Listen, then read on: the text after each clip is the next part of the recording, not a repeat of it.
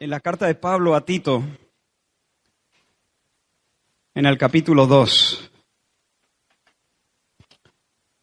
Tito, capítulo 2, exponiendo esta carta de Pablo, esta serie que hemos llamado Un llamado a la piedad, una serie de mensajes expositivos de la carta a Tito. Capítulo 2, y leemos desde el versículo 1 hasta el 15. Todo el capítulo. Y dice la palabra del Señor: pero tú, hablando Pablo a Tito, habla lo que está de acuerdo con la sana doctrina. Que los ancianos sean sobrios, serios, prudentes, sanos en la fe, en el amor, en la paciencia. Las ancianas asimismo sean reverentes en su porte, no calumniadoras, no esclavas del vino, maestras del bien, que enseñen a las mujeres jóvenes a amar a sus maridos y a sus hijos, a ser prudentes, castas, cuidadosas de su casa, buenas, sujetas a sus maridos, para que la palabra de Dios no sea blasfemada. Exhorta asimismo a los jóvenes a que sean prudentes, presentándote tú en todo como ejemplo de buenas obras, en la enseñanza mostrando integridad, seriedad, palabra sana e irreprochable, de modo que el adversario se avergüence y no tenga nada malo que decir de vosotros. Exhorta a los siervos a que se sujeten a sus amos, que agraden en todo, que no sean respondones, no defraudando, sino mostrándose fieles en todo, para que en todo adornen la doctrina de Dios nuestro Salvador. Porque la gracia de Dios se ha manifestado para salvación a todos los hombres, enseñándonos que, renunciando a la impiedad y a los deseos mundanos, vivamos en este siglo sobria, justa y piadosamente, aguardando la esperanza bienaventurada y la manifestación gloriosa de nuestro gran Dios y Salvador Jesucristo, quien se dio a sí mismo por nosotros para redimirnos de toda iniquidad y purificar para sí un pueblo propio, celoso de buenas obras. Esto habla y exhorta y reprende con toda autoridad. Nadie te menosprecie. Vamos a orar. Señor, estamos delante de tu palabra, como ya hemos pedido. Queremos, Señor, conocerte. Eso es lo que queremos, Señor. Queremos conocer tu consejo, queremos conocer tu corazón. Queremos seguirte, queremos tener comunión contigo. Por eso, Señor, ayúdame a explicar tu palabra.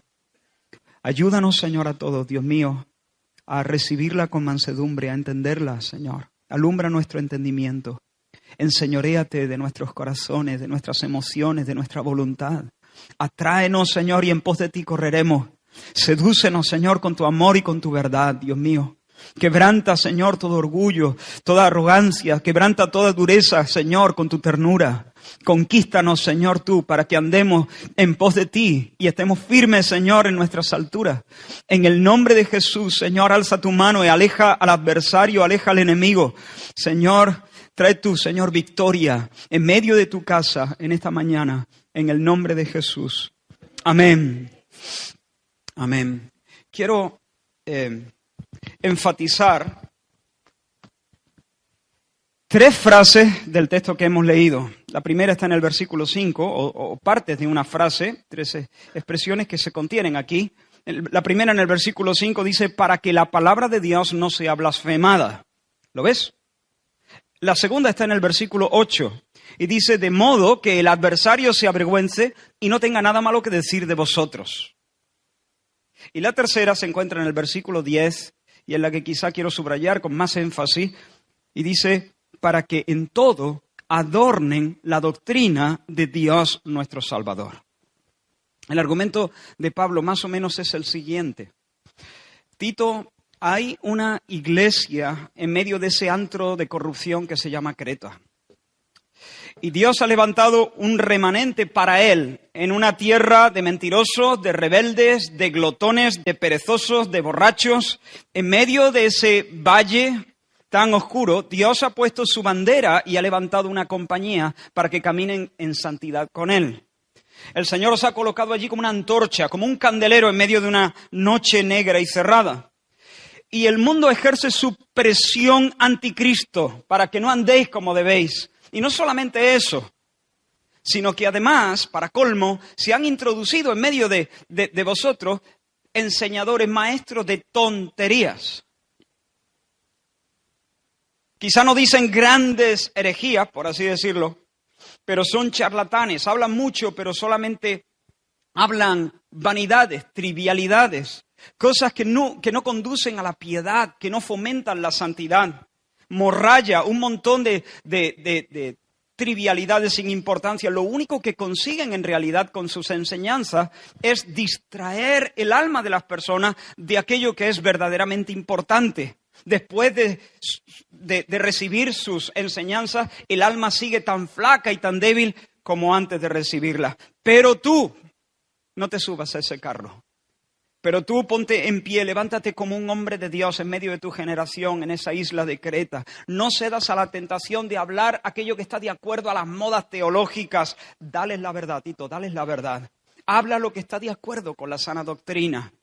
No dejes de enseñar y hablar acerca del estilo de vida que es coherente con las grandes verdades del Evangelio. Habla, exhorta, reprende con toda autoridad. No te canses, que nadie te menosprecie.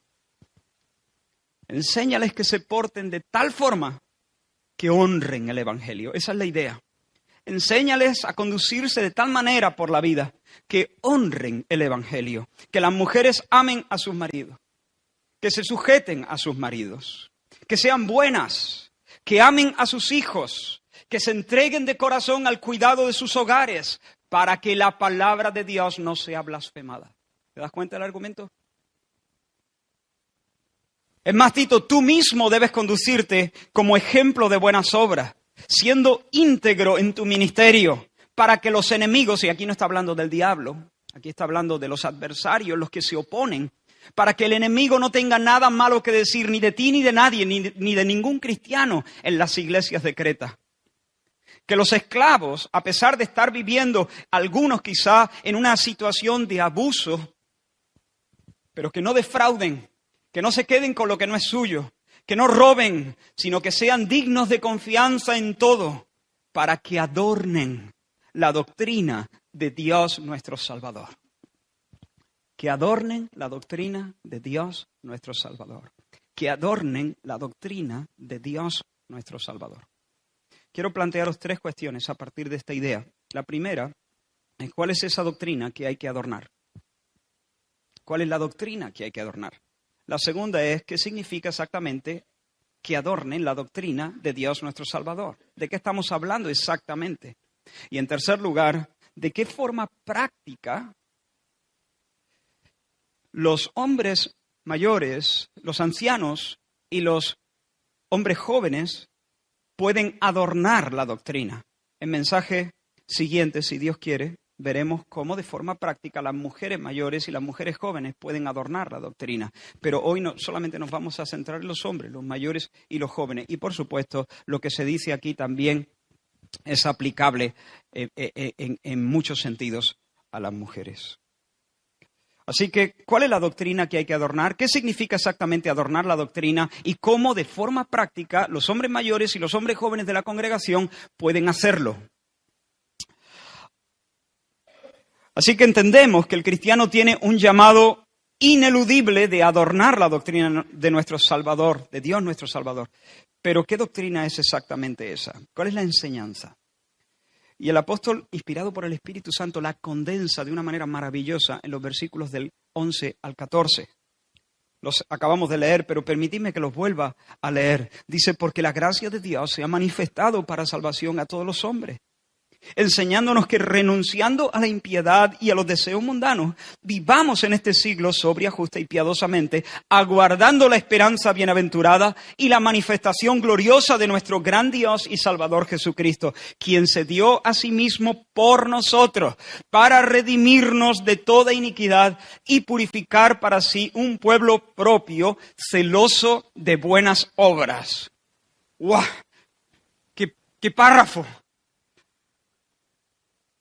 Esa es la doctrina, en esencia el Evangelio de nuestra salvación, las doctrinas de la gracia, la doctrina de la misericordia de Dios, la doctrina de la gracia de Dios. Acabamos de cantarla con otras palabras, pero acabamos de aludir a ella. Él pagó por mí, su perdón me dio. ¿Cómo sigue la siguiente línea? Por la sangre que derramó en la cruz. El pecado ya no me puede atar. Libre soy en Él. Libre en verdad. El Evangelio de Dios. Aquí está destilada en estas frases, está destilada la esencia del mensaje del Evangelio. Esta es básicamente la doctrina de Dios nuestro Salvador. Mi idea es dedicar un solo mensaje a este texto más adelante. Pero permitidme destacar algunas verdades así para el mensaje de hoy. Dios es nuestro Salvador, dice ahí.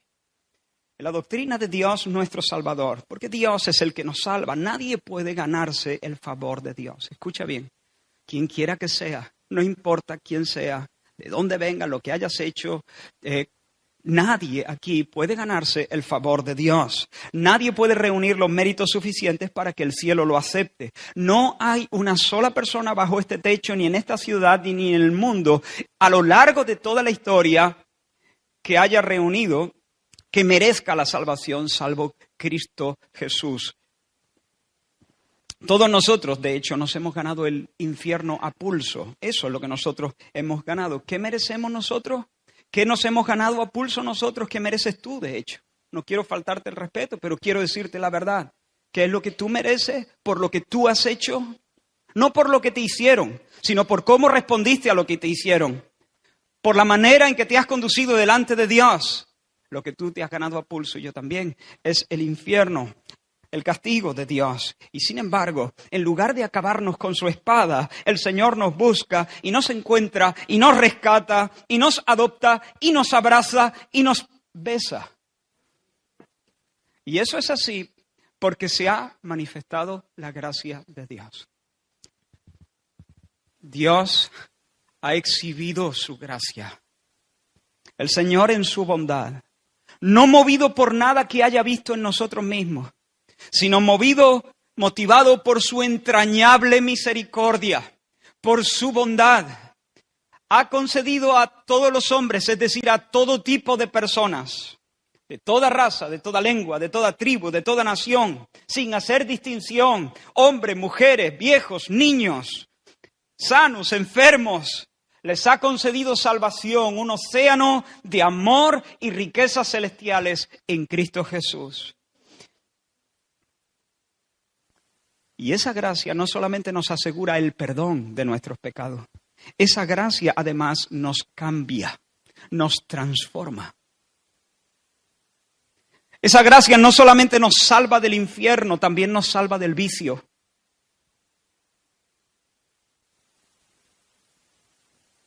No solamente nos asegura en el momento de la muerte, nos enseña a vivir el día presente. Esa gracia que se ha manifestado opera en nosotros de tal manera que nos enseña a vivir de forma piadosa, combatiendo y venciendo las tentaciones, los apetitos de la carne, la arrogancia, el orgullo, la vanidad, las codicias que se esconden en nuestro corazón. Esa gracia nos cambia, nos transforma, nos educa, nos enseña. Dice ese texto.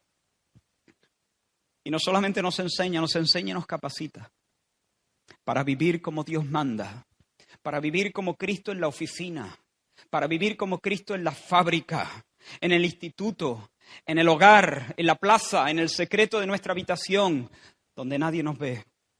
La doctrina de la gracia nos impulsa a presentarnos a Dios como una ofrenda. Ese es el razonamiento de Pablo. Cuando Pablo, escribiendo a los romanos, presenta la insondable misericordia de Dios. Y después de hablar del evangelio de la gracia, él estalla en alabanzas al Señor. ¡Oh, profundidad de las riquezas y de la sabiduría de Dios! ¿Quién conoció la mente del Señor? Él puso a todos bajo condenación para finalmente tener misericordia de todos. Pablo estalla mientras escribe su carta a los romanos en alabanza, en una en un estallido de júbilo y de proclamación y de celebración por la misericordia de Dios. Justo después, cuando cierra el signo de admiración, dice: así que, hermanos, os ruego por las misericordias de Dios que presentéis vuestros cuerpos en sacrificio vivo, santo y agradable al Señor. Ese es nuestro culto racional. Es decir, considerando las misericordias de Dios, cuando uno considera las misericordias de Dios, cuando uno contempla la doctrina de la gracia, cuando uno contempla el Evangelio y lo que implica, uno no dice: bueno, Dios es muy misericordioso, así que no tengo que estar tan preocupado con mi pecado, puedo vivir de una manera un poquito más relajada, puedo ser un poquito más laxo. Como Dios es muy bondadoso, como Dios es un Dios perdonador, tampoco es cuestión de obsesionarse con la santidad. Alguien que habla así, ni siquiera ha llegado a la orilla, ni de lejos entiende lo que es la misericordia y la gracia del Señor. Al contrario, experimentar la gracia despierta en nuestros corazones un celo, un fuego, un anhelo de amar al que nos ha amado. Un deseo sincero de entregarnos a Él como una ofrenda, como un sacrificio santo y agradable a Él. Provoca en nosotros una noble ambición, serle agradables. Mira lo que dice Pablo cuando escribe a los Corintios, 2 de Corintios capítulo 5, dice: el amor de Cristo, es decir, el amor que Cristo tiene hacia nosotros, nos constriñe, nos impele, nos impulsa, nos obliga casi, nos empuja de manera imparable. Cuando nosotros pensamos en el amor de Cristo nos lleva en volandas a una vida de rendición. Mira lo que dice: el amor de Cristo nos constriñe, pensando esto, que si uno murió por todos, luego todos murieron, y murió por todos, para que los que viven ya no vivan para sí, sino para aquel que murió y resucitó por ellos. Hermanos, entender su entrega lleva a entregarnos. Y el que no se entrega es porque no ha comprendido la entrega de Él. Entender el misterio de su muerte y de su resurrección nos lleva a vivir bajo su señorío, para su alegría, para su fama. La gracia nos seduce para vivir como Dios manda. La gracia nos seduce para vivir como Dios manda. ¿Y cómo manda Dios? Pues de forma sobria, justa y piadosa. De manera sobria, justa y devota, y además llenos de esperanza, esperando con ansias y con fe el retorno del Rey Jesús. Esta es la esencia del Evangelio de Jesucristo. Este es el meollo del mensaje de la gracia salvadora de Dios Salvador, porque los pecadores son levantados del polvo y perdonados y declarados justos y transformados íntimamente y hechos herederos de todo. Hermanos, gloria. ¿Qué se puede decir a esto? Preciosa enseñanza. Yo soy pobre. No me refiero ahora económicamente. Soy pobre, no tengo recursos, soy incapaz. Así que no me hables del noble camino óctuple del budismo. ¿Qué camino? No tengo fuerza. No sé caminar. No me hables de los 12 pasos de los alcohólicos anónimos. No puedo. No me des las letanías del Santo Rosario. No me propongas un vía crucis. No me des una lista de requisitos para alcanzar el cielo. Dame la doctrina de la gracia. Dame la doctrina de Dios nuestro Salvador. Dime que la salvación es de Él, que Él la otorga gratuitamente en base a lo que Cristo ha hecho como un campeón en la cruz. Dime que puedo beber vino y leche y que puedo obtenerlo sin dinero y sin precio, porque no tengo dinero, no tengo recursos, no puedo salvarme, no puedo recorrer el camino, no puedo hacer ni los 8 pasos ni los 12 pasos, no puedo dar ni siquiera un paso. Háblame del Salvador, dime que gritó triunfante desde la cruz que estaba hecho, consumado es. Ese es el mensaje del Evangelio. Lo que Dios es y ha hecho por nosotros, a favor nuestro en Cristo Jesús. salvación gratuita y salvación verdadera, que no solamente nos consuela para una esperanza futura, sino que también nos transforma para vivir hoy, el día presente, libre de la adicción a la pornografía y de las rebeliones de nuestro propio corazón y de las vanidades del mundo que nos presiona. Ahora, esa es la doctrina. Habiendo visto cuál es la doctrina, ¿qué significa adornar la doctrina? ¿Qué es exactamente lo que Pablo quiere decir cuando dice que los esclavos deben comportarse de tal manera, no robándoles nada al amo, sino siendo fieles en todas las cosas? Que el amo pueda entregarle la llave y darse la vuelta y dormir tranquilo sabiendo que su sirviente no le va a defraudar. De tal manera debe vivir que adorne la doctrina de Dios Salvador. ¿Qué significa eso? El verbo aquí, el verbo traducido por Reina Valera, adornar, es el verbo griego cosmeo, de donde viene nuestra palabra cosmética. ¿Qué es la cosmética? Es el arte de aplicar, diríamos, ciertos productos para embellecer el cuerpo, especialmente para embellecer el rostro. Es decir, el arte de hermosear. Esa es la cosmética, básicamente. El arte de hermosear, de hacer que algo resulte atractivo. Adornar, entonces, es eso. Significa engalanar, significa embellecer, significa hacer que algo luzca hermoso, atractivo. También tiene la acepción de honrar. Adornar la doctrina es honrar la doctrina, honrar el Evangelio, hacer que el Evangelio luzca hermoso, hacer que el Evangelio luzca atractivo. Eso es lo que significa. Así que la idea es que los creyentes en Creta deben vivir de tal forma que su conducta haga que el Evangelio, delante de los ojos de los incrédulos, luzca hermoso, atractivo, que todos puedan apreciarlo y que todos puedan elogiarlo. Que los cristianos hagan que la salvación sea apetecible, que demuestren que la doctrina que proclaman es verdad. ¿Por qué? Porque las cadenas se rompen, que hay verdadera liberación, que los que hablan de la salvación en realidad son salvos en el presente, no solamente en un futuro lejano. Y hermanos, adornar la doctrina de Dios nuestro Salvador debe ser una fortísima motivación que arda en nosotros y que nos impulse a la piedad, a la santidad. El deseo de honrar a Dios y su doctrina delante de un mundo incrédulo que mira, que observa, debería ser como un fuego metido en nuestros huesos, que nos impulse a combatir, a luchar en medio de las tentaciones, a mortificar el pecado y los restos de pecado en nuestra vida, que no nos deje tranquilos si comprobamos que hoy somos igual que ayer, que nos inquiete a progresar, a caminar el sendero de la santificación. Se trata de dejar a Dios en buen lugar, hermano. Se trata de dejar su evangelio en un lugar donde pueda ser visto y apreciado y elogiado por los hombres. Y no solamente eso, se trata de hacerle un bien a nuestros semejantes. Una cosa, hermano, la enseñanza de Dios es hermosa en sí misma. No necesita adornos. El problema es que el mundo no ve esa hermosura. El evangelio es hermoso, pero el mundo no lo ve. ¿Cómo lo puede ver el mundo? ¿Cómo lo puede ver?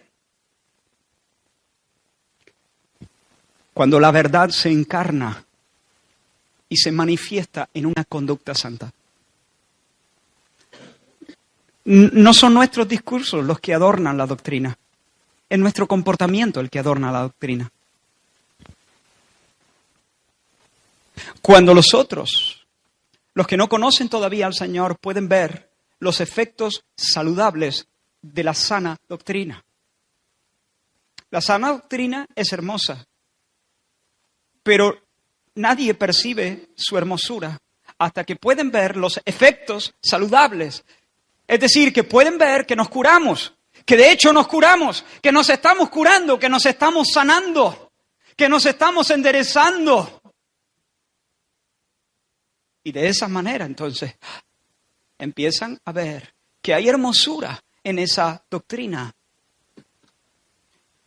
No son nuestros discursos, son nuestras respuestas amables.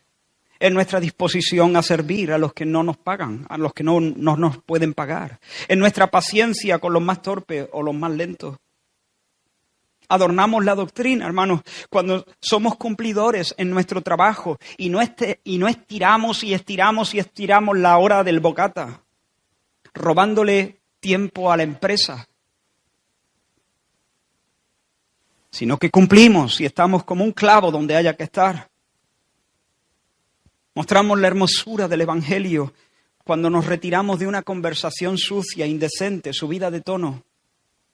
Cuando no cedemos a la tentación de decir una mentirilla de nada para salir de un apuro. No cedemos a esa tentación. Y aunque vaya en contra nuestra, reconocemos la verdad. Y que Dios tenga misericordia de nosotros. Cuando no le reímos la gracia al compañero que envía contenidos indecorosos por el grupo de WhatsApp. Y llegado el momento nos retiramos del grupo con elegancia. Honramos la doctrina de la gracia cuando sacrificamos nuestra comodidad a fin de ser de bendición a otros y no vivimos únicamente para nuestro buche y no gastamos todo nuestro dinero para suplir nuestras necesidades y complacer nuestros caprichos.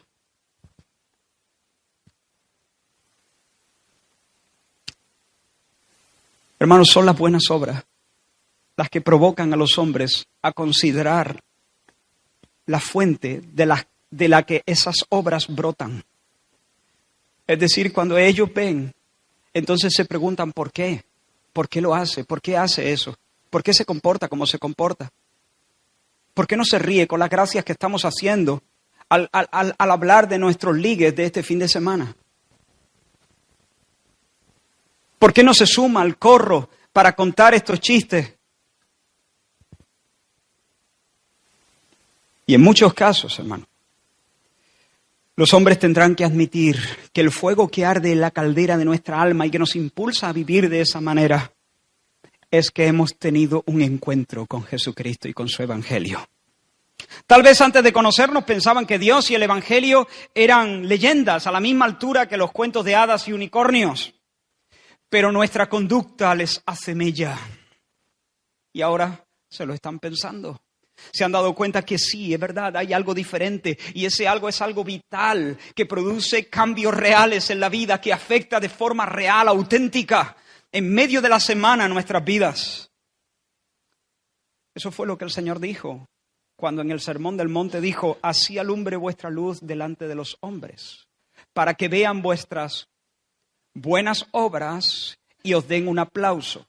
No dijo eso. Ellos verán vuestras buenas obras y glorificarán al Padre. Para que vean vuestras buenas obras y glorifiquen a vuestro Padre que está en los cielos. Porque la gente hace ese tipo de conexiones. ¿Por qué esta gente hace estas cosas? ¿Por qué deja de hacer estas otras? Y finalmente trazan la línea y entienden, algunos, que la fuente no está en nosotros mismos, que el que marca la diferencia no es que yo soy superior o que soy mejor persona o que estoy hecho de otra pasta. Dios, su Evangelio, su salvación. Y entonces algunos reconocen que esto de la salvación es real, es auténtico y que Dios es verdaderamente alguien que salva. Y glorifican a Dios, a nuestro Padre que está en el cielo. Sin embargo, hermanos, las malas obras desdoran la doctrina. Una vida incoherente. Cuando la profesión y la conducta se divorcian, eso es una mancha, es un ruido que sofoca nuestras palabras de testimonio. Cuando Natán fue a confrontar a David por el pecado que había cometido con Betsabé, la mujer de Urías, cuando David es confrontado con la palabra del profeta, con la palabra de Dios a través del profeta, entonces David reconoce su pecado y se quebranta delante de Dios. ¿Recordáis? Mira lo que dice David. Entonces dijo David a Natán, Segundo libro de Samuel, capítulo 12. Entonces dijo David a Natán, pequé contra Jehová. Y Natán dijo a David, mira qué palabra, también Jehová ha remitido tu pecado, no morirás. Fua. Su indignación se apartó y me ha consolado. Pero ahora, ahí no termina de hablar Natán. Natán sigue hablando. Mira la siguiente frase. Pero por cuanto con este asunto hiciste blasfemar a los enemigos de Jehová, el niño que te ha nacido morirá. No morirás. Te perdono, misericordia, te consuelo. Pero ahora, David, Dios te había puesto en un lugar de preeminencia. Dios te había puesto en un lugar, te ha puesto en un lugar de influencia. Y este pecado ha sido una mancha, un ruido. Este pecado ha sido una contradicción. Has hecho blasfemar, has dado ocasión a los enemigos de Dios para que se burlen de Dios y de su mensaje. Por lo tanto, recibirás la disciplina, una disciplina severa de parte del Señor. ¿Por qué? Porque te interesa aprender, David, porque te interesa madurar. Y aquí está papá para darte la disciplina. El niño de Betsabé, que Betsabé ha tenido contigo, morirá.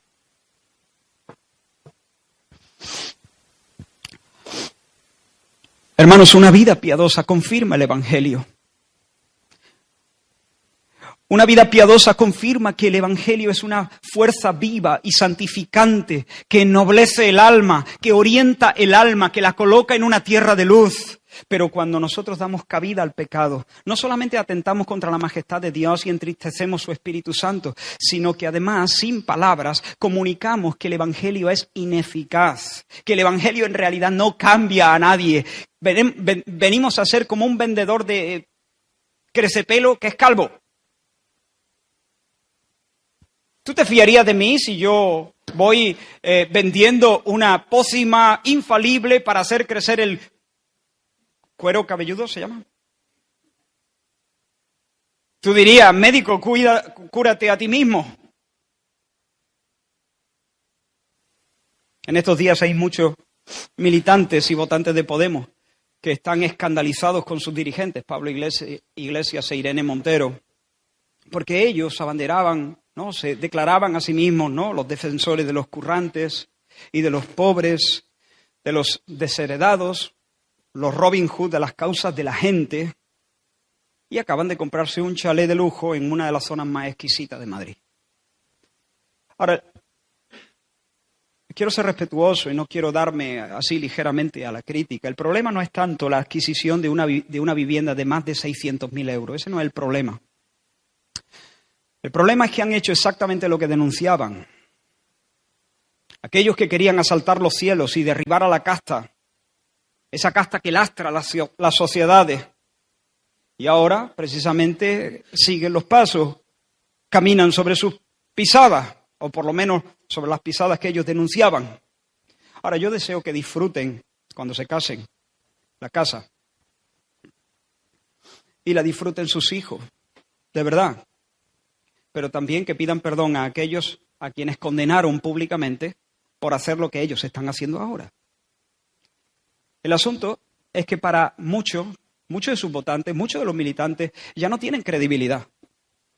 Aquellos discursos inflamados de consignas contra la casta y que eran arropados por el aplauso de miles, que soñaban un poco infantilmente, desde luego, con un mundo más justo y mejor, hoy son palabras que no tienen peso.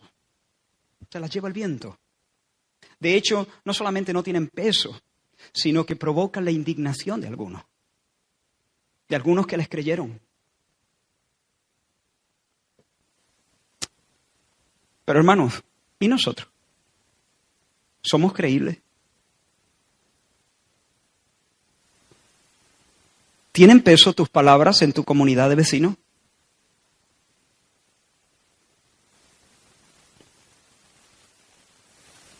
Dios es celoso de su reputación. Él está comprometido ardientemente con su honor. Él siente dolor al ver su santo nombre profanado entre las naciones. Por eso, por amor a su nombre, Él actúa y Él salva y Él juzga. Escuchad estos versículos. En Ezequiel capítulo 20, Dios le dice al pueblo, así ha dicho Jehová el Señor, el día que escogí a Israel, estoy saltando algunas frases, pero no cambiando el significado, por supuesto. El día que escogí a Israel, cuando me di a conocer a ellos en la tierra de Egipto y les juré diciendo, yo soy Jehová vuestro Dios, jurando así que los sacaría de la tierra de Egipto a la tierra que les había provisto, la que fluye leche y miel, les dije, cada uno eche de sí las abominaciones y no os contaminaréis con los ídolos de Egipto. Escucha ahora. Mas ellos se rebelaron contra mí y no quisieron obedecerme. No echó de sí cada uno las abominaciones de delante de sus ojos, ni dejaron los ídolos de Egipto, y dije que derramaría mi ira sobre ellos en medio de la tierra de Egipto. ¿Veis lo que está pasando? Dios llega, les promete sacarlos, les dice santificaos, ellos no se santifican y Dios dijo aquí mismo los destrozó. Ni tierra, ni leche, ni miel, ni nada. Aquí mismo los consumo. Porque no se puede tener menos vergüenza. Que Dios venga a libertarte, te dé una orden y pases absolutamente, olímpicamente de Él. Me los cargo aquí mismo, dijo Dios. Sigo leyendo. Con todo, a causa de mi nombre, para que no se infamase ante los ojos de las naciones en medio de las cuales estaban, en cuyos ojos fui conocido, actué para sacarlos de Egipto. Dios tiene un celo por su nombre. ¿O recuerdas, por ejemplo, cuando Nadab y Abiú, los hijos de Aarón, el sumo sacerdote en Israel, los hijos tomaron su incensario y pusieron un incienso ahí que ellos se habían inventado ellos. Dios había dado la receta para el incienso.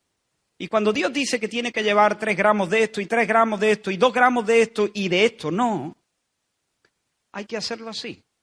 Pero ellos dijeron, bueno, ¿y qué más da? No tenemos ahora mismo, pues, canela, pues le vamos a poner un poquito de esto que, para el caso, lo importante, lo que cuenta es la intención. No, señor. Lo que cuenta no es la intención, lo que cuenta es la obediencia. Eso es lo que cuenta. Y entonces ellos empezaron allí a menear su incienso, ¿no? Para traer perfume delante de Dios. Y Dios dijo, ¿eso qué es? ¿A qué huele eso? Ese es un fuego extraño. Es fuego extraño, no reconozco ese olor. Porque a Dios le gusta lo que huele a hijo. A Dios le gusta lo que huele a su hijo. Cualquier otro olor es fuego extraño. Cualquier otra cosa es peste. A Dios le gusta lo que huele a su hijo. Y Dios olió aquello y dijo, ¿qué peste? Esto no huele a hijo. Esta no es la receta que yo he dado. Esto es fuego extraño. Y en lugar de decirle a Nadab y a Abiú, oye, chavales, esto, bueno, venga, la intención es lo que cuenta, o lo voy a pasar. Los fulminó. Salió fuego y los consumió a los dos. ¿Tú te imaginas a Aarón en ese momento? Ellos estaban sirviendo al Señor, entre comillas, a su aire, con su receta, con su forma, a mi manera. Yo sirvo a Dios a mi manera. Pues bueno, mira lo que Dios hace con los que sirven a Dios a su manera. Dios es santo.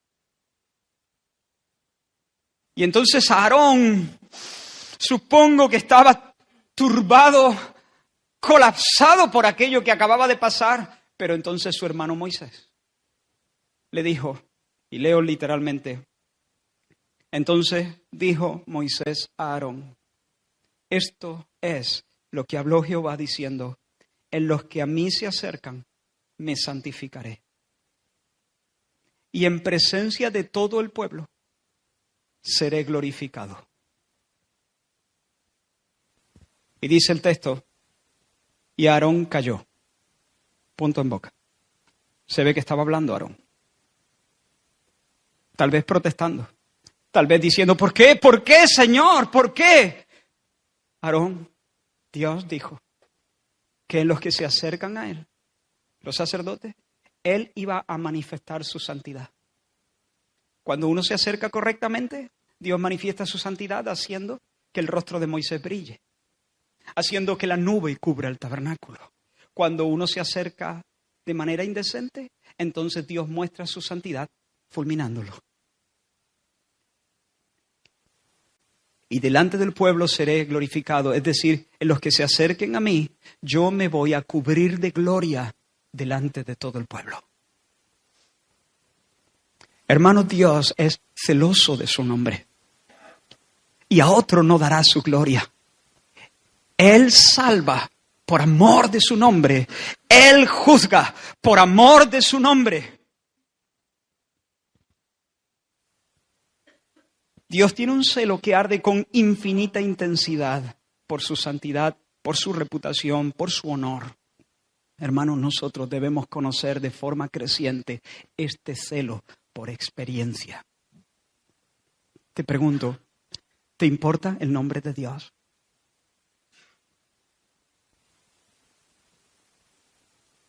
¿Te importa el nombre de Dios? ¿Te importa su fama? ¿Te importa su celo? ¿Te importa cómo queda Él delante de la gente? ¿Te importa de verdad? ¿O lo único que te preocupa es que Dios te eche una mano?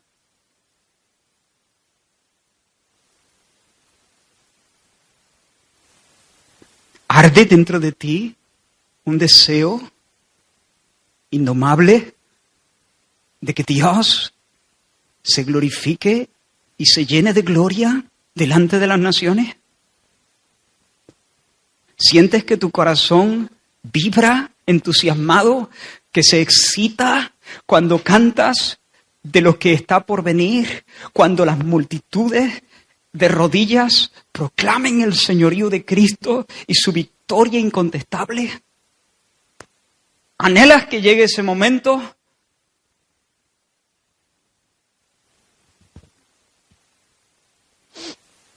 ¿Te importa su fama a tal punto que estás dispuesto a separarte de todo aquello que le puede dar pie a los demás a pensar que nuestra profesión es una de tantas y que la salvación de la que hablamos es uno más de los miles de discursos religiosos que saturan el mundo?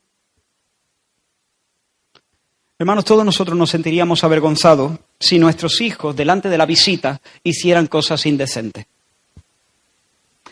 Porque su comportamiento atentaría contra el buen nombre de nuestra familia y pondría en tela de juicio nuestra capacidad para criarlos y para gobernar el hogar. ¿Sí o no? Nos importa nuestro nombre. Nos importa nuestro nombre. Por eso les decimos a los niños, hijos, hoy tenemos visita. No hace falta que os diga cómo debéis portaros, ¿verdad? ¿Hay alguien que nunca hizo eso?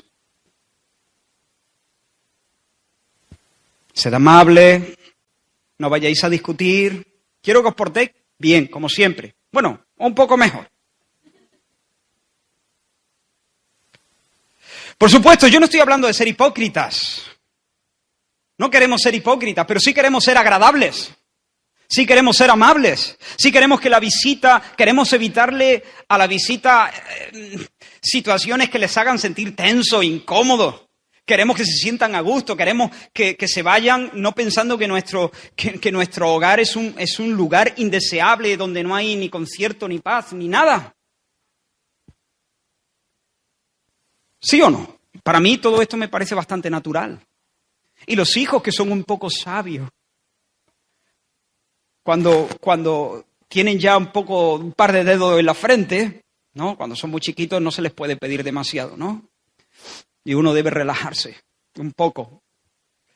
Pero cuando ya son mayores, ellos también aprenden. Y si tienen alguna molestia que manifestar, si tienen algo que discutir, pues esperan un poco. Saben que este no es el momento porque pueden traer mancha sobre sus padres.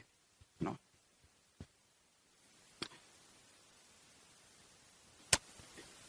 Nos importa nuestro nombre, nos importa nuestro nombre. Pero hermanos, ¿sentimos ese mismo celo cuando se trata del nombre de Dios? ¿O somos como esos niños desvergonzados que avergüenzan a sus padres delante de los extraños? ¿Qué conclusiones sacaría la ciudad de Córdoba si examinaran tu vida durante lo que va de mayo?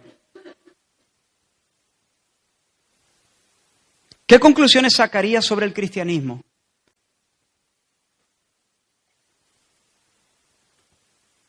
Pues lo sepas o no, seas más o menos consciente de ello, la gente saca conclusiones sobre el cristianismo mirando cómo vives en lo que va de mayo. Y mirando cómo vivo en lo que va de mayo. Tal cual. Quien no adorna la doctrina de Dios no ama a Dios como debe.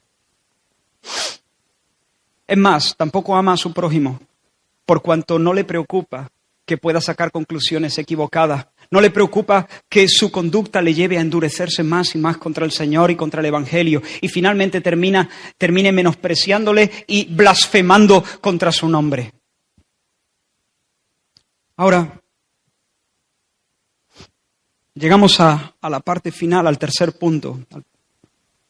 Hemos dicho que la doctrina es gloriosa. Se trata del mensaje del Evangelio, de las doctrinas de gracia, de las doctrinas de misericordia de Dios. Y se nos llama además a demostrar con nuestra conducta la belleza y la eficacia de este mensaje. No con nuestros discursos, con nuestra conducta piadosa, con nuestras buenas obras.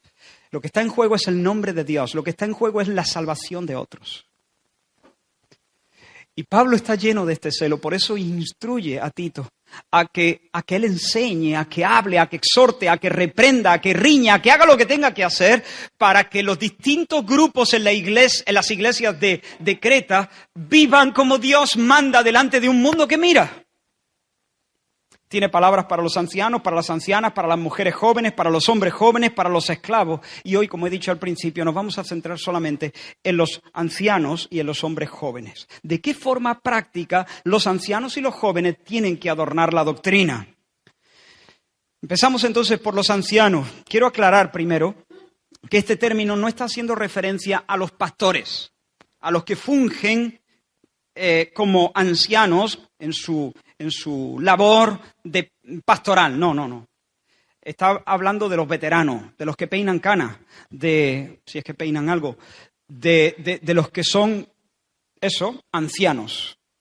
Algunos proponen que se trata del grupo que supera los 60, otros hablan de los 50, pero casi todos están de acuerdo que en ese contexto social donde Pablo escribe a Tito, eran considerados jóvenes, es decir, todavía en proceso de cuajarse, los menores de 40 años. De hecho, Timoteo y Tito son ubicados por Pablo en la categoría de jóvenes. Posiblemente tenían entre 35 y 40 años.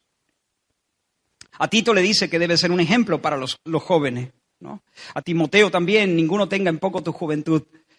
Así que casi todos están de acuerdo que de 40 para abajo todavía estaríamos en la categoría de jóvenes, todavía en proceso de cuajo, ¿no? De maduración, de hacerse, de asentarse, ¿no? Por eso yo creo que es sabio pensar que Pablo, al hablar de ancianos, está metiendo en esa categoría a todos los que superan esa franja. Pablo no se está dejando... no está hablando a los jóvenes menores de 40 años, a los ancianos mayores de 60 y se está dejando allí toda una serie de personas que llamaríamos las personas como... ¿Cómo? Maduritas. No se las está dejando fuera, ¿no? Ellos no trabajaban con las divisiones con las que nosotros trabajamos hoy. Ellos tenían estas dos divisiones, aparte de los niños, ¿no? Así que estamos hablando ahora quizá de mayores de 40... pero quizá en nuestra cultura esto puede variar un poquito. No lo sé. No puedo ser dogmático en esto. Que cada uno se ubique. ¿Vale? Que cada uno se ubique, pero... Papá, tú no te puedes ubicar con los jóvenes, ni Samuel te puede ubicar con los ancianos. ¿Vale? Cada uno se ubique dentro de cierta... Bien, Pablo habla acerca de los ancianos y destaca 4 virtudes: sobriedad, seriedad, prudencia y salud espiritual. En primer lugar, los ancianos deben ser sobrios. Los mayores deben ser sobrios. Fíjate, Pablo está escribiendo en una sociedad de glotones. Y en una sociedad de glotones, el Espíritu Santo convoca a los suyos a que adornen la doctrina siendo moderados. Los cretenses son panzas holgazanas, comen y beben, se entregan a la sensualidad, a lo que les pida el cuerpo. Pero ellos no pueden vivir así. Ellos deben contenerse, ellos deben refrenarse, ellos deben saber parar. No pueden entregarse a los excesos, ni en la comida, ni en la bebida, ni en ninguna otra cosa. Cuando ellos digan, no, gracias, aquí me paro, me planto. De esa manera estarán mostrando la belleza y la eficacia, la belleza y el poder del Evangelio. Estarán mostrando que de verdad la doctrina de Dios el Salvador salva verdaderamente, porque rompe los yugos del vicio y del exceso. Los ancianos deben ser templados, es decir, que hayan aprendido a moderar sus apetitos. Hombres que no se muevan por sus impulsos, que no se rindan ante la tentación de entrar en un buen chisme. Que sean templados y digan, aquí me planto, no quiero saberlo. Que no se entreguen en brazos de la ociosidad y la holgazanería, que no se pasen el día panza arriba. Que sepan sujetar sus emociones a su razón y al Espíritu de Dios. No sea que se levanten un día, que se comen el mundo y se desinflen por la tarde. Que un día estén llenos de euforia, pisando prácticamente por encima de las nubes y al día siguiente se arrastren en el infierno dando pena. Que hayan aprendido a reinar sobre sus estados de ánimo. Que hayan aprendido a reinar sobre sus estados de ánimo. Hombres, que ya tenemos 40 años. No podemos estar arriba, abajo, arriba, abajo, arriba, abajo, arriba, abajo, arriba, abajo, controlado por nuestros humores. Sobrios, gente de carácter que hacen lo que tienen que hacer, a veces con más ganas, a veces con menos ganas, sobrios. El hombre sobrio trabaja cuando tiene que trabajar. No importa lo que le pida el cuerpo, descansa cuando toca descansar. No es una veleta que se mueve cuando cambia la dirección del viento. Hermano, nosotros vivimos en una sociedad entregada al placer, pero el Señor nos llama a ser personas no entregadas al placer, sino entregadas a Jesús, entregadas a su reino, a su voluntad, que vivan de manera sobria, comedida, mesurada. Nosotros vivimos en una sociedad que menosprecia el matrimonio y ante la decepción y los contratiempos y que ya no me hace reír mi cónyuge y ya no nos divertimos tanto como hace un tiempo. Entonces rompen la baraja, se van, huyen. Pero Dios quiere gente sobria, dispuesta a poner sus pasiones bajo el yugo de la palabra de Dios y a trabajar en sus matrimonios. Aunque en eso les vaya la vida, hasta el último aliento, trabajando en sus matrimonios. Aquí me planto. En segundo lugar, quiero hacer también un comentario acerca de la pornografía.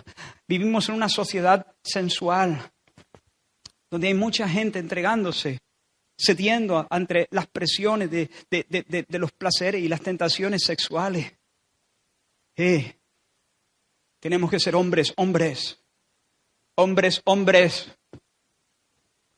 que no se dedican a navegar por sitios sucios e indecentes. Que mantienen sus pasiones bajo control. Que controlamos ese tipo de apetitos. En segundo lugar, los ancianos deben ser serios.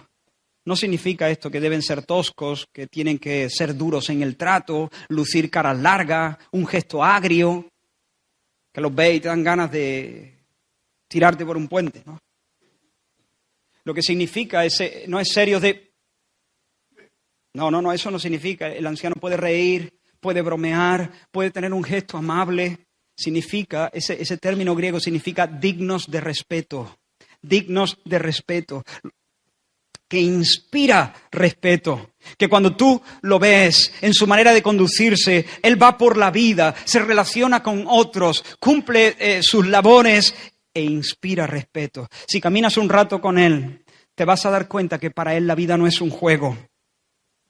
Él está consciente de la realidad de Dios. Él está consciente de la solemnidad de la vida y de la muerte. Él está consciente del destino eterno de las almas inmortales. Él está consciente de la batalla que ruge a su alrededor, la batalla espiritual. Y eso le impide, aunque ríe y es amable y bromea, no todo el tiempo, por supuesto, porque no todo el tiempo hay tiempo para bromear y tiempo para dejar de bromear, ¿no?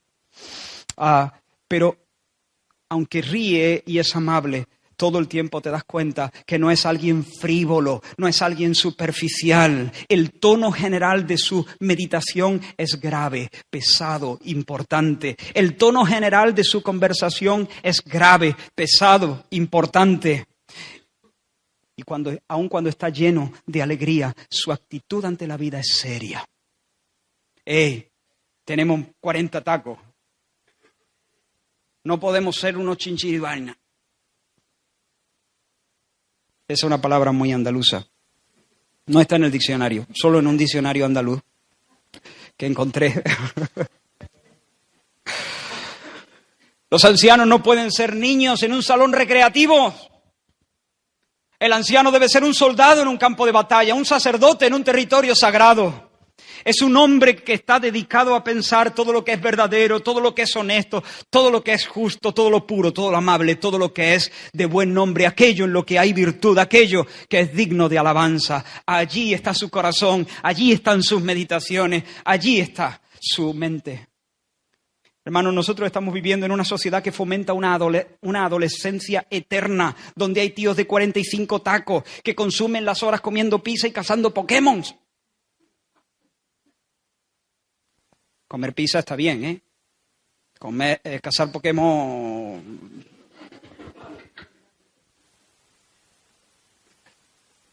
Bueno, no te sientas mal si has cazado, bueno...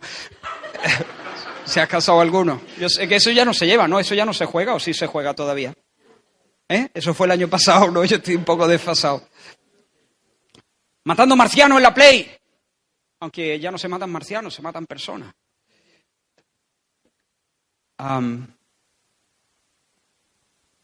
¿Me explico? Hay un tiempo para recrearse. A ver, si tú te juegas una partidita al dominó, no te vayas a sentir mal, ¿eh? O a la Play, que no es mejor el dominó que la Play. ¿Pero me explico? Nuestra sociedad estira esa adolescencia donde la gente puede tener 40, 45 años sin sentir la responsabilidad, sin sentir que tiene que encarar como un hombre la vida, sino que, bueno, que me pongan el plato delante, yo a cazar mis Pokémon. En tercer lugar, los ancianos deben ser prudentes. Y esta es la virtud que más se repite en toda la carta. Creo que es la virtud que más se repite en todas las pastorales. De hecho, esta virtud, en este pasaje, debe adornar la vida no solamente de los ancianos, sino también de las mujeres mayores y de las mujeres, de las mujeres jóvenes y de los hombres jóvenes. La palabra que Reina Valera traduce prudente significa más o menos esto. Está muy cercana a los términos que ya hemos dicho, ¿no? Significa sensatos, cuerdos, lúcidos, de mente sana, de mente madura y equilibrada. Es decir, hombres de buen juicio, hombres que sepan discernir qué es bueno, qué es malo, qué agrada a Dios, qué no agrada a Dios, qué le entristece, qué le bendice, que sepan interpretar la vida en general a la luz de la palabra de Dios bajo los criterios divinos, que no se dejen llevar por sus impulsos, sus corazonadas, sus pensamientos propios. Alguien prudente es alguien que está en sus cabales, que lleva las riendas de su propia vida. Por ejemplo, Lucas usa esa misma palabra cuando describe, leo el texto mejor, y salieron a ver lo que había sucedido y vieron a Jesús y hallaron al hombre de quien habían salido los demonios. Hace 5 minutos estaba endemoniado, pero ahora lo hallaron, dice, sentado a los pies de Jesús, vestido y en su cabal juicio. Esa palabra, en su cabal juicio, esa es la misma. Dueño de sí mismo, llevando las riendas de su propia vida, sentado, vestido y en su cabal juicio. Hermano, cada semana, creo yo, me llegan ofertas, es la súper oportunidad de mi vida de pedir un préstamo que se me concede a un interés súper ventajoso, ¿no? A veces me llega del BBV o a veces me llegan notificaciones por el móvil o lo que sea, ¿no? A veces me hacen llamada a las 3 de la tarde, claro. ¿No quiere hacer un viaje? No, gracias, es que no necesito, pero ¿no quiere hacer un viaje usted? Pues, a ver, no le voy a contar mi vida, pero sí quiero hacer viajes. ¿Cómo no voy a querer hacer viajes? Yo me daría una escapadita igual que tú. Claro que quiero hacer viajes, pero eso no se lo digo. No, gracias. Yo estoy bien, estoy tranquilo, estoy bendecido, estoy... ¿Y no ha pensado hacerle una reformita a la casa, comprarse algo? Hombre, pues ya que me lo dice, podríamos hacerle algunas mejoras, pero eso no se lo digo, ¿no? Le digo, no. ¿Y no quiere usted, no cree que se merece dar un caprichito? Bueno, aquí directamente, no me lo merezco. Todo es gracia. Pero tú fíjate, ¿no? Una reforma, bueno, no tienes necesidades importantes, ¿no? No tienes que suplir ningún agujero, no te están acosando los acreedores. Bien, pero ¿por qué no te das un capricho? Te haces un viaje, te compras un mueble nuevo, no sé, algo así, ¿no? Vivimos en una sociedad así y hay personas que se dejan seducir, que no son prudentes, que no son cuerdos, que no tienen una mente sana, que no son lúcidos, que no llevan las riendas de su propia vida y entonces gastan sin reflexión, gastan sin cabeza. Ser prudentes es tener cabeza, vivir reflexionando y entonces se endeudan hasta el cuello para darse un caprichito y luego lo lamentan. O en la discusión política, ¿no? Un hombre prudente puede argumentar, pero es comedido, no se deja arrastrar por las impresiones del momento, no pierde la cordura ni se ciega con sus propias pasiones. No es como los niños grandes que participan en las tertulias televisivas, estas tertulias deportivas. ¿Los habéis visto? Como uno sea del Madrid. Defiende lo indefendible y es capaz de decir que Cristiano es mejor que Messi. Y como uno sea del Barça, entonces defiende lo indefendible. Y es capaz de decir que Messi es mejor que Cristiano. Venga, para que no os peleéis. No hay ninguna prudencia, son críos, cegados por sus propios gustos y sus propias pasiones. Niños chicos.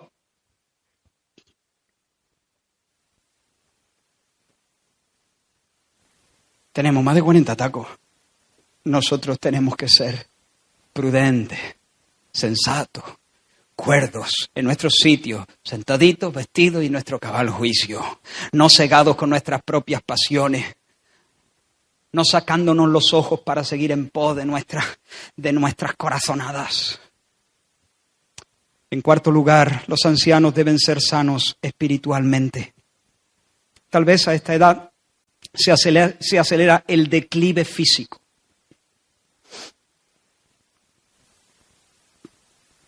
Yo no estoy hecho una birria todavía, pero a mí no me ficharía ningún equipo ya. Tengo 44, se me había olvidado.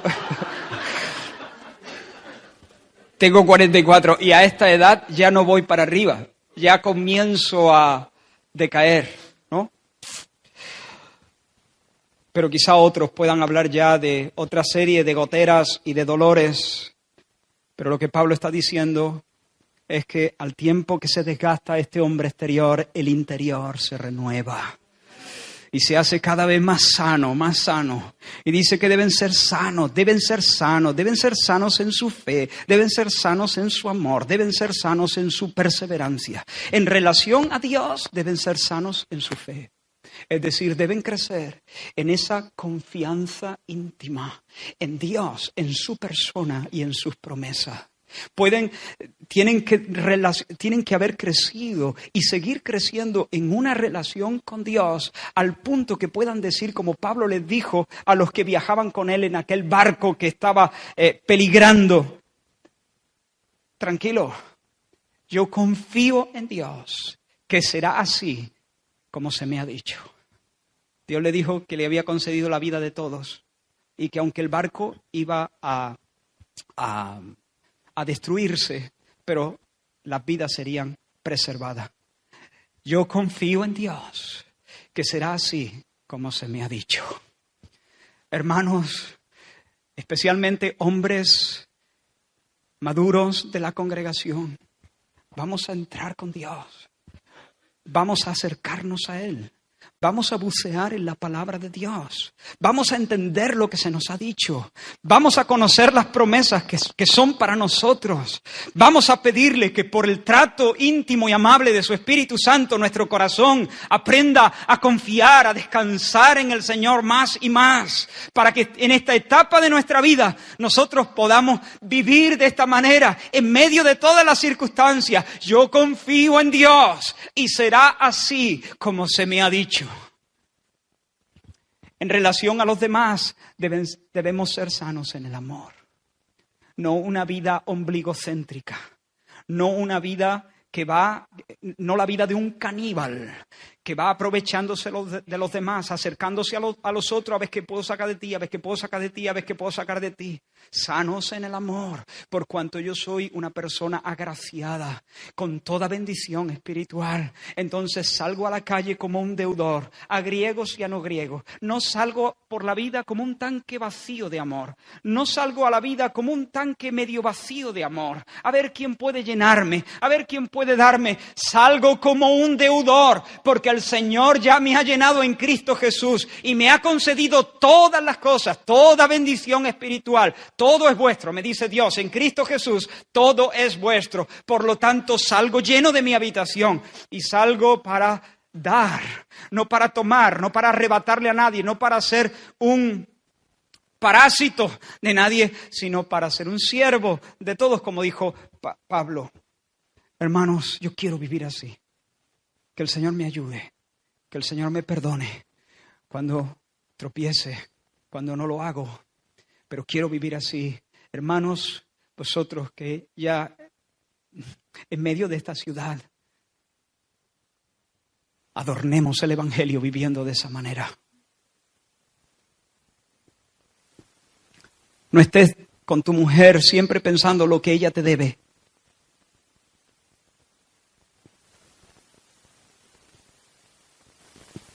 Acércate como un deudor. Sé sano en el amor. Sé sano en el amor, no alguien enfermizo que echa a perder el testimonio. Sé sano en el amor.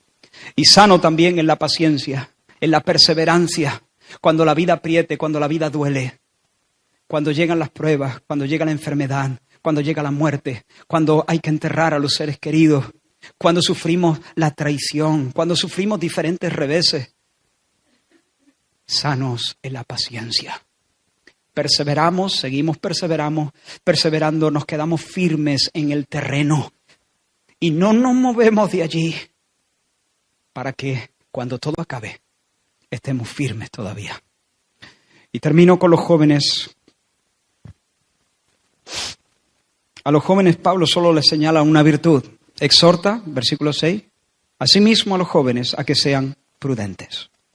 Esa es la misma palabra, sensatez, cordura, lucidez, una mente sana, cabal, equilibrada, madura, buen juicio, capacidad de distinguir lo bueno de lo malo, capacidad de discernir lo que agrada a Dios, lo que no agrada a Dios, de interpretar la vida a la luz de los criterios bíblicos y no guiados por los pareceres personales y las impresiones personales. Y quiero terminar aplicando directamente, puesto que ya hemos explicado un poco de qué va este concepto. Mirad, jóvenes, 18, 17, 13, 14, 25, 26, 30, 35, andad. Mostramos el poder y la hermosura del Evangelio cuando somos prudentes a la hora de escoger nuestros estudios. ¿Qué vas a estudiar? Escoger nuestros estudios no movidos por criterios mundanos, como el prestigio o el dinero, sino procurando amar a Dios y servir al prójimo. Amar a Dios y amar a nuestro prójimo. Cuando escogemos nuestros estudios de acuerdo al llamado, a la vocación, a los dones y a las oportunidades que Dios nos brinda. Hacemos, sin embargo, que el Evangelio sea vituperado y menospreciado cuando nosotros iniciamos relaciones románticas bajo los tontos patrones de la cultura posmoderna. No tengas novia con 16. ¿Qué haces? No tengas novia si no estás pensando casarte con esa persona y entregarte a ella sin reserva para que ella llegue a ser todo lo que Dios quiere que sea. Hacemos que la doctrina del Señor luzca hermosa cuando no vivimos para el juego y malgastamos horas y horas subiendo y viendo vídeos y fotos en Instagram. ¿Cómo se dice? ¿Instagram? O cazando marcianos en la Play, como digo. ¿Descansamos? Claro. Nos recreamos, por supuesto. Pero para recuperar fuerza. Dentro de poco vais a tener todo un verano. No os tiréis como la Bartola, como Garfield. Aprovechad bien el tiempo. Aprovechad las oportunidades. Afilad el hacha para servir al Señor. No digo que os vayáis a una mina. No digo que os volváis a repasar todos los apuntes del curso, a menos que tengáis necesidad de hacerlo. No digo que escribáis una tesis doctoral, pero sí digo que seáis disciplinados. Que aprovechéis el tiempo porque no vuelve y ahora vuestras fuerzas están casi intactas.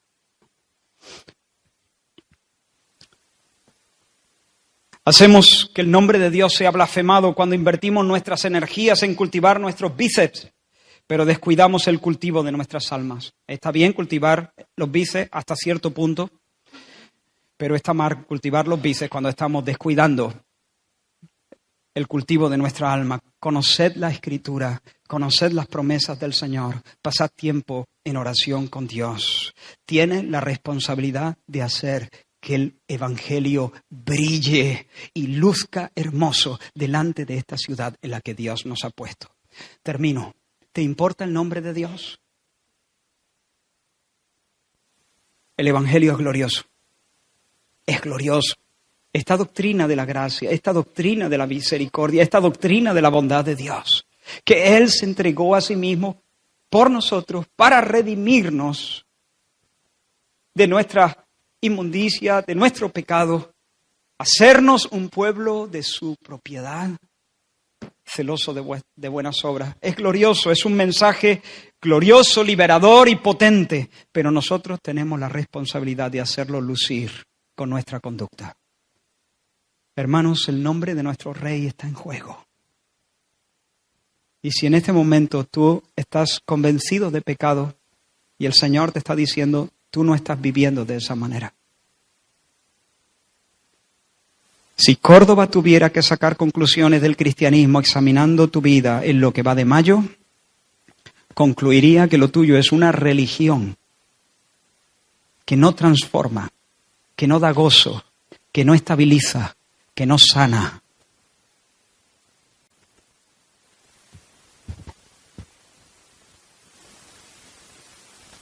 ¿Tienes cuentas pendientes con alguien? ¿Familiares con los que no te hablas? Mancha sobre el Evangelio. En lo que a nosotros dependa, debemos estar en paz con todos los hombres. Reconcíliate ya. Mañana es tarde. Ya. ¿Por qué? Porque queremos que el nombre de Dios sea famoso.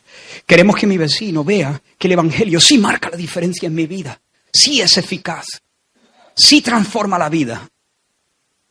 No queremos que se burlen de nuestro Dios. No queremos que nos digan, ¿dónde está vuestro Dios? Mi Dios está en los cielos, todo lo que quiere hace. ¿Hay voces en tu casa que traspasan las paredes y todo el barrio o toda la planta puede ver, puede escuchar? Oh, hermano, tírate de boca en el suelo y llora delante de tu Dios y pídele que te salve y que arranque de ti esa amargura y quite de ti esa ira y te llene del Espíritu Santo para que en lugar de voces haya cánticos espirituales y alabanza al Señor. ¿Por qué? En primer lugar, porque nos importa el nombre de Dios, porque no queremos que su nombre sea blasfemado. Vístete para honrar el Evangelio. Habla para honrar el Evangelio. Comunícate con los demás para honrar el Evangelio. Ve a aquellos lugares donde tu presencia honre el Evangelio. Sal de aquellos lugares donde pongas en tela de juicio la eficacia de la piedad y del Evangelio. Participa de las conversaciones donde puedas honrar el Evangelio. Corre de las conversaciones donde puedes darle motivos a la gente para reírse de tu fe. Vamos a orar. Señor, quiero tener un mayor celo por ti. Queremos tener un mayor celo por ti. Perdónanos, Señor, cuando hemos tenido más celo por nuestro propio nombre, Señor, que por el tuyo. Queremos verte en la cruz, ensangrentado, entregando tu amor, entregando tu vida por nosotros, Señor. Y queremos que esa visión y que ese entendimiento, Señor, nos constriñan, nos seduzcan, nos enamoren. Señor, queremos ser llenos de un nuevo celo, de un nuevo fuego, Señor, de un nuevo deseo de que tú, Señor, tengas gloria, tengas fama. Oh Dios, en el nombre de Jesús, mueve a tu iglesia, a esta congregación, Señor, al arrepentimiento. Si necesitamos, Dios mío, arrancar cosas de nuestra vida, cambiar cosas de nuestra vida, confesar pecados, cambiar conductas, hábitos, Señor. Oh Dios mío, bendíganos Dios, el Dios nuestro, y sea conocido en la tierra tu nombre. Que sea notorio en Córdoba que tú sí salvas. Que tú sí rompes las cadenas del vicio. Ayúdanos, Señor, ayúdanos, Señor. No dejes que esto sea, Señor, simplemente un pensamiento que pasa por nuestra mente para luego irse. Dios mío, inquiétanos, Señor. Que esta iglesia, Señor, que podamos adornar la doctrina. Y luego tú danos el crecimiento que tú quieras. Señor, que nuestro principal argumento para evangelizar sea nuestra propia conducta. Señor, y el testimonio de una vida cambiada, transformada. En el nombre de Jesús. Amén.